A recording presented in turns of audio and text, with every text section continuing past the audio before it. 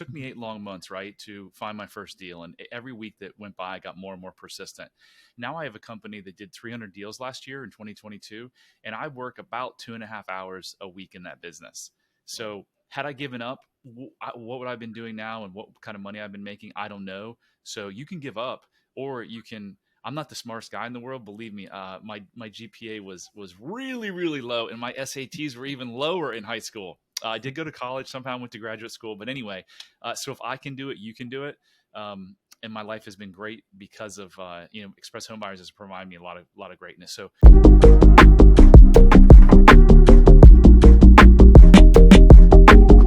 Brad, thank you for joining me for our Thought Leader Spotlight series. I'm your host over here, Matt Camp with DealMachine, and on these, we really like to shine an industry spotlight on experts like yourself, really hear your inspiring stories and see how you see the world evolving. So I'm really excited to welcome on today our friend Brad Chandler.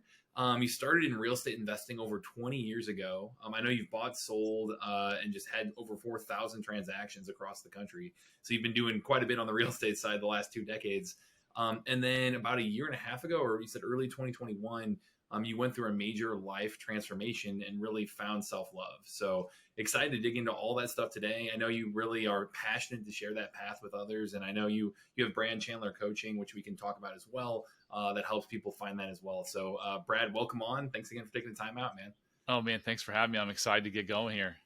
Yeah. And can you tell me, I mean, on the real estate side, I know you've been at it for over 20 years and clearly built quite a business on that end. Can you maybe talk about your journey there, how you got into it? I know a lot of people listening to this are newbies, trying to get into that first deal, or maybe they've done a couple deals and are trying to scale. So love to hear that. Yeah. I mean, my story is great for newbies because I went through most every struggle possible, right? Back in 2002, an investor bought my neighbor's house, and I went over and talked to him, and he goes, yeah, I buy houses at 30% below market, fix them up and resell them. So I was like, I'm going to do that. And I just had a son that was born, and I'd come home from a full-time job at 6 o'clock and spend time with him till about 8, put him to sleep. And then I'd start working from 8 to 11 every night. Mm-hmm. And this was in December of 2002. I'm like, if I went to these RIA meetings, and I'm like, if these guys can do it, and my investor buddy, or not, he wasn't my friend, but he became my friend. If he can do it, I can do it. So every week that went by, Matt, no deal. Every month that went by, no deal. And I just became more and more persistent. There was so many times I could have given up. And I was like, no, this is going to work. 8 months it took me, Matt, to find my first deal. July, I bought my first deal. All of that work kind of exploded in July and August. Somehow I bought 6 houses total. Well, the first guy that came to us saw a bandit sign on my wife's car at the time, and he had 3 houses. So then I bought another 3 houses. So 6 houses in July and August after working my tail off for 8 months, working nights, weekend. I had a negative $80,000 net worth. I came home in October, and I told my wife at the time, I just quit my job. I'm starting Express Home Buyers. She's like, what? We have a newborn son, and I've got 2 kids we got to support, and you quit your job? I'm like, it'll be fine, honey. And here we are 20 years later, 4,000 houses, and it was fine. Yeah. So persistence. Like when people ask me the key to success, it's always persistence. Like it's always persistence. Just don't give up. Was there anything, because that's an inspiring story for a lot of people who are putting in the work and maybe they've been doing at this a couple months or, like you said, you did 8 months of hard, consistent work. Was there any indicators you saw or that you were about to hit that success point? Like how can people, it's so hard to figure out, like, are we almost there yet? No, one of the houses I bought in July was a lady that I made an offer in March, and I kept in touch with her realtor. It was on the old listservs. The young folks don't even know what a listserv is, but it was a Yahoo group. I don't even know how I got on it. And this realtor was on there, and I was the only one who reached out in March, and I kept in touch with her. So she calls me in July, and she goes, knowing that you're a foreclosure expert, I thought you could help. And I'm like, foreclosure expert? I don't even barely know what a foreclosure is. But I bought the lady's house subject to. And I gave her like 20 grand less than I offered her in March because I didn't know what I was doing in March. At least I got myself educated a little bit. No signs at all. It just, boom, it just happened. Wow. Are there a couple of key things looking back on it that if you were to start over today, like a couple of key activities or things, metrics you'd be looking at, like specific things you'd really focus on to go, speed up your time to that first deal and really be able to scale more effectively, you think? So, I mean, texting and cold calling wasn't a thing then. I mean, it was in other industries, but not many people were doing it. I probably would get a really targeted list, and then I would cold call or text. But, I've been referring people to your company now for, I don't know, 6 years or 5 years or something. driving for dollars. Like I did that too. I would drive all around. I'd knock on doors. I'd put door hangers on. So I do that as well. It all depends on if you have money. If you have money, do the texting. If you have barely money, drive for dollars. Use DealMachine. Love it, man. Yeah, I'm definitely, we have quite a few people who are going through that now, putting in the hard work. Maybe you can be more consistent, than other months, right?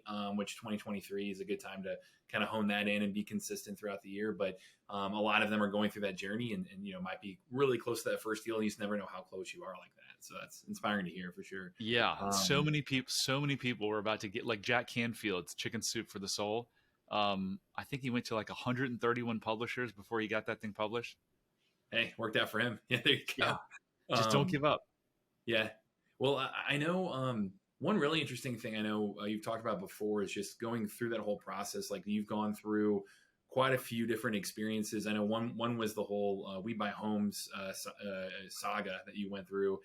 That's one thing that we hear people ask around is like, hey, from a legal standpoint, is there ways to de-risk yourself, or how likely is that as a new investor? Like, how would you help newbies think about any kind of legal risks of getting into real estate too? Wow, man, that's a really great question. I think if you just use a lot of common sense, and if you're going to do something, obviously direct mail, there's no laws around there. Just don't lie on the letter. Don't try to make the person think they're in a situation that they're not. But in terms of bandit signs, I mean, just checking your local municipalities, because some places are really crack down on it. And then other than that, there's not a whole lot of don't act as a realtor. Don't get paid. You really can't offer to pay someone a referral fee. You can't say, hey, if you go refer me a seller, I'll pay you a fee. I know a lot of people do it, but it's technically illegal. So just you don't have to like get. I mean, this isn't like pharmaceuticals or it's real estate, right? So just don't act as a realtor. Check your local laws for posting signs and stuff. And other than that, just use common sense around. Just what I tell my kids all the time: makes life easier. Just do the right thing. If you think it's the wrong thing, it probably is the wrong thing. Don't do it. Good rules to live by, man. Yeah. So appreciate you giving that perspective to people too. But well, I know you went through that. I mean, you built quite a business on the real estate side, and then through that, you've talked about, hey, you had the yacht and the big house and the the luxury car and all that stuff, but you were very open about not feeling happy or free or fulfilled from that stuff. Can you maybe talk about your journey to self-love and really how that's turned into your passion today and your main focus? Like, I'd love to hear more about that. Yeah. I want to close a loop on something that would be really good for the newbies out there. So it took me 8 long months, right, to find my first deal. And every week that went by, I got more and more persistent. Now I have a company that did 300 deals last year in 2022, and I work about 2.5 hours a week in that business. So had I given up, what would I have been doing now and what kind of money I've been making? I don't know. So you can give up, or you can. I'm not the smartest guy in the world, believe me. My GPA was really, really low, and my SATs were even lower in high school. I did go to college, somehow went to graduate school, but anyway. So if I can do it, you can do it. And my life has been great because of Express Home Buyers has provided me a lot of greatness. So on to your question, you mentioned something that was a little off, and I've may have said this mistakenly, is that I thought I was happy, or that I wasn't happy, even though I had all those things. Matt, I did think I was happy. I thought I had self-love. I thought I didn't care what people thought. But when I went through my work, I look back and I really did. So if you're sitting there saying like, hey, I'm really happy, you just have to ask yourself, like, look at your track record. What do your relationships look like? Are you mad all the time? Are you upset? Do you drink too much? Do you eat too much? Do you smoke weed all the time? Are you just all of these things kind of show that you might say you're happy, but you lack self-love, which is going to affect all areas of your life. So how did this all come about? I was trying to get my son help for his anxiety, which is partly mom and dad's fault. So if you have a kid with behavioral problems and you want to see the cause of it, you should go right to the bathroom mirror and look in the mirror, because 99% of the time a kid's behavioral problems, or if he's acting up or has anxiety or ADD or whatever, it's usually always the parents or caretakers. And until you realize that, you can't really help your kid. You can send your kid away, get them all fixed up, bring them back into the same environment that created it, and give them a couple of days and they'll be right back to who they are. So I was trying to get him help. And I was on a call like this where it was a video call. And the lady's like, do you realize you have a tic? And I was like, what are you talking about? She's like, you blink profusely when you talk about your childhood. You may have some unresolved childhood trauma. you want to come out and work with my ex-Navy SEAL husband in Park City? So I'm like, sure. I came out there, and in a weekend, really 3 hours, which is funny because 3 hours is kind of the sweet spot for my clients where they see massive transformations. In 3 hours, Matt, I walked out of there a completely different human being. And why? Because what we did is we went back to childhood stresses and figured out where I felt out of control, or where something bad happened to me, where some trauma happened. And as a child, you form stories around these. Your brain does it to get you through the trauma or the stress. So when a 6-year-old, something bad happens to them, what does a 6-year-old say? Something, I must be bad, right? So we turned around those stories, and I'm like, are you kidding me? I'm all these years I was trying to fight for my worthiness and prove myself, and I don't have to do that anymore. And I walked out of there like a completely different human being. It was literally like I was born again, literally and figuratively. It was quite amazing. Wow. What do you think? What do you think is the source of that? Like, is that just human nature, or like I'm curious, like, that kind of that lack of self love, where you think why does it end up that way? So it's amazing because 83% of Americans identify as not being very happy, very happy. Some might identify as happy. I don't know what the percentage is, but why is that? Because they lack self-love and self-compassion. Why does an individual lack self-love and self-compassion? Because when they were born, they did not lack any self-love and self-compassion. It's because of their upbringing, and it's because of their imperfect parents who were born to imperfect parents who were born to imperfect parents. This is like called a multi-generational curse. What you do is you have two imperfect people or two unwhole people. They come together, they marry, they create unwhole offspring, because there's no way you don't affect your child if you're unworthy. And then you just repeat it. And how does it actually happen? It happens through stress and trauma. And trauma can be as little as your little sister comes home from the hospital and you think your mom loves her more than she loves you. That literally can create someone to be a meth addict. I'm not kidding. And Wow. right or wrong, your brain develops these coping mechanisms to get you through that work at the time. But when you're 47 years old and you're saying I'm bad and I don't deserve it, and for me, 2 failed marriages, smoking weed, drinking to feel comfortable, 5 business mistakes that cost me $9 million. I mean, I go on and on and on. Failed relationships, chaos in my business, constant chaos because I was always trying to reach for the shiny object.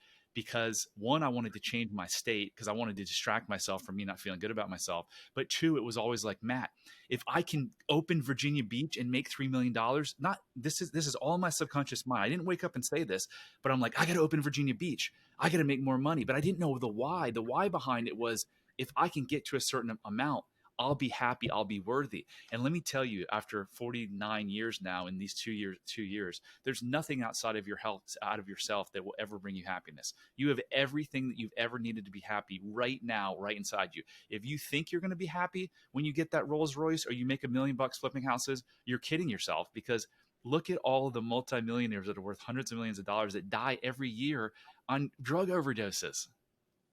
Yeah. Yeah. That's true. I mean, do you think, I know you talk about within that process, like finding those false beliefs for yourself, like how do you go out and find and identify those and begin that process? Like, can you maybe give people a little bit of a crash course here? Yeah. I mean, it's a real simple process. It's simple, but it's not easy because you have to have the right person. Therapy focuses on the conscious, and you don't wait. You're all this messed up behavior that you have when you're fighting with your wife. It's never about the argument. It's always about the stuff you're bringing in from your childhood. And so that's in your subconscious mind. And therapy wants to focus on symptoms. Most traditional therapy wants to focus on symptoms and wants to focus on what's going on in the conscious brain. And that's why people, including myself, went to therapy for 30 years or 20 plus years, and marriage counselors, and I got nowhere. And that's why most of the people I take on and make these radical transformations come from therapy, because they focus on the conscious. So it's really helpful if you get someone to help you that's qualified, and I'm more than happy to help you.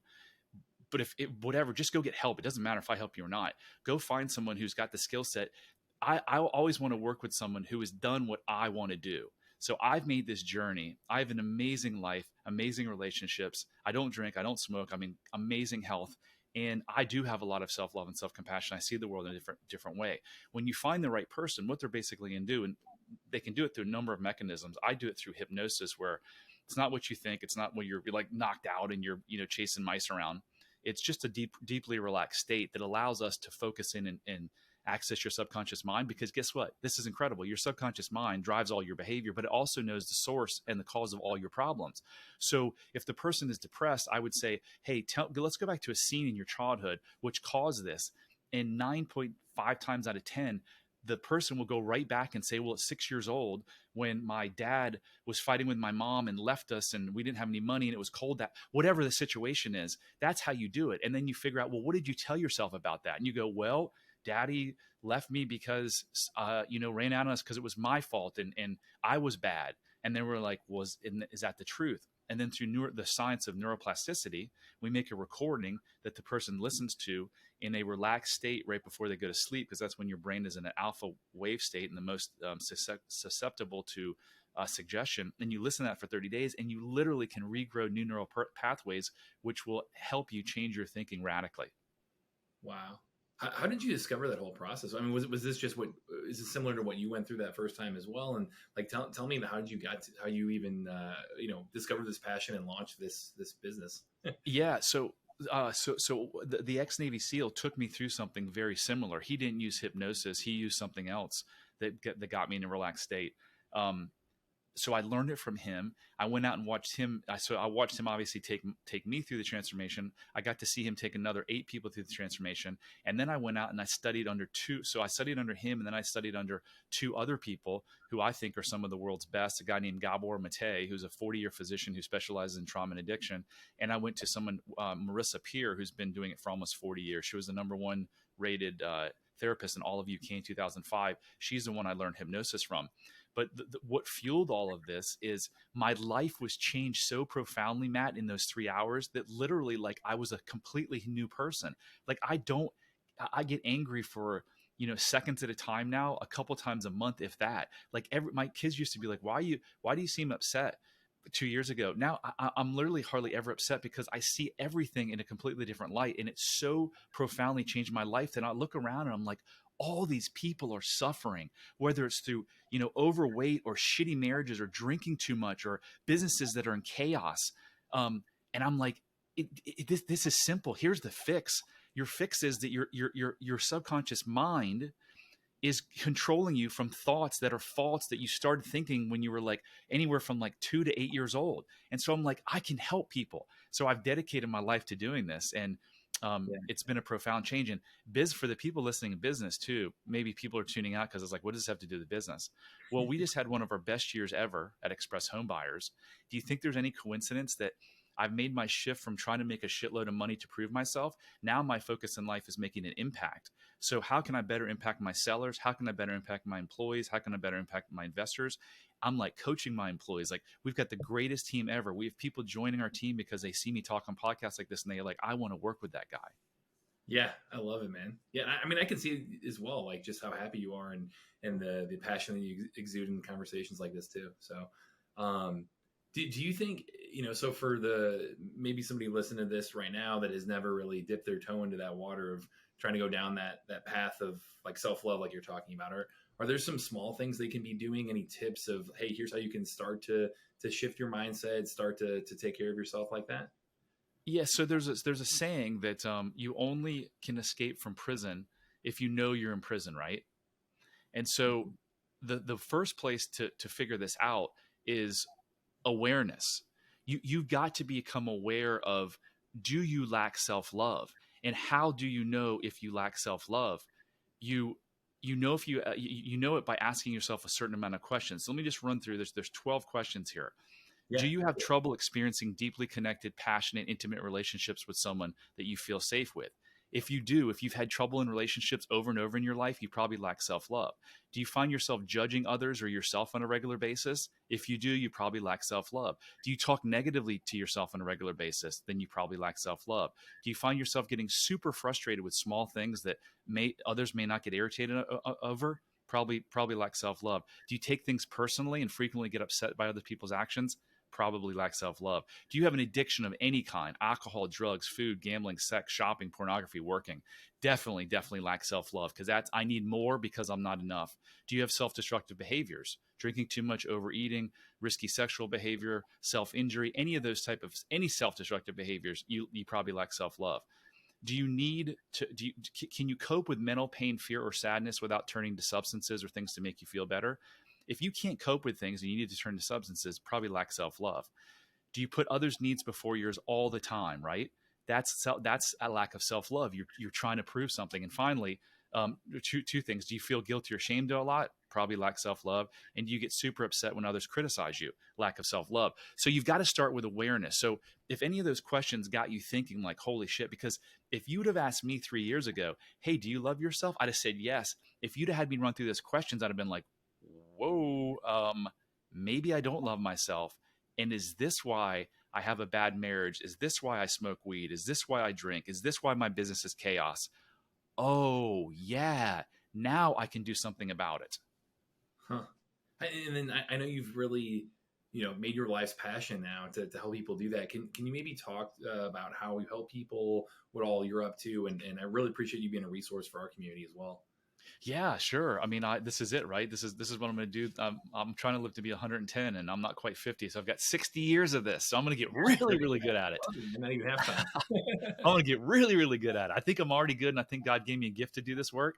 But essentially, I work with people on like a 5-week program, and the magic usually happens around week 3, like 3 or 4 hours in, and I'm seeing my clients have massive transformation. So if you're suffering, you don't have to suffer. If your business is in chaos, it doesn't have to be in chaos. If you have shitty marriage or your kids have behavioral problems, it doesn't have to be that way. So if I can help you, great. If not, I'll point you in a resource where if we're not a fit, I'll try to help you out. And it can all be found at bradchandler.com/contact. Schedule a free 30-minute call with me. And all I want to do is help people and spread this message, because my goal now for the rest of my life is just to make an impact. I want to impact the world as much as I can while I'm still here. Love it, man. And this comes at a great time. Again, I know a lot of people are thinking about, the year, we just started 2023, going through the whole New Year's resolution phase and trying to, improve themselves. I know I've done a good job so far in terms of, workout and diet and all that stuff. So, this comes at a really good time, and I really appreciate you, inspiring us as well today. So, yeah. Can I say one more thing on that? So the New Year's resolution, it's tied into all this too, right? So why do most people fail? Because you can trick your brain for only so long, but you're going to go back to the familiar of your subconscious mind. It's why do you, how many people do you know that have lost a lot of weight and kept it off? Is because weight loss isn't a physical thing. Just like New Year's resolutions, you can't trick yourself. The only way that you lose weight and keep it off is by going back and figuring out these untruths, because you're eating for a reason. You're coping. It's a coping mechanism, because as a child, you don't, if you're 6 years old and you feel really bad, you don't go to the local bar and get a beer. What do? You go to the refrigerator or you go to the kitchen and you eat, right? So many people use food to stuff down their emotions. So it's a really good correlation, or it's close to the New Year's resolutions, because if you think you're going to go through the whole year, if you're like, don't beat yourself up, because the reason you're not doing it is because your subconscious mind is yelling inside, like, you don't deserve this. You're not worthy of this. And then you just fall right back to the familiar. Yeah. Well, I appreciate you giving that perspective to everybody. So, Brad, this has been awesome, man. Thank you so much for the time. I will, again, it's bradchandler.com/contact. /contact. Yep. Yeah. So I'll link to that. We'll also link to our Scaling Your Real Estate Investing ebook down below, but really appreciate you coming on, man. Let's do this again. Yeah. And if you want to see my daily posts, I put one out every day. You can find them at that same website. So thanks a ton, Matt. That was great. Yeah, absolutely. Perfect, man. And to everyone watching, again, this is Matt Camp with DealMachine. Happy deal finding.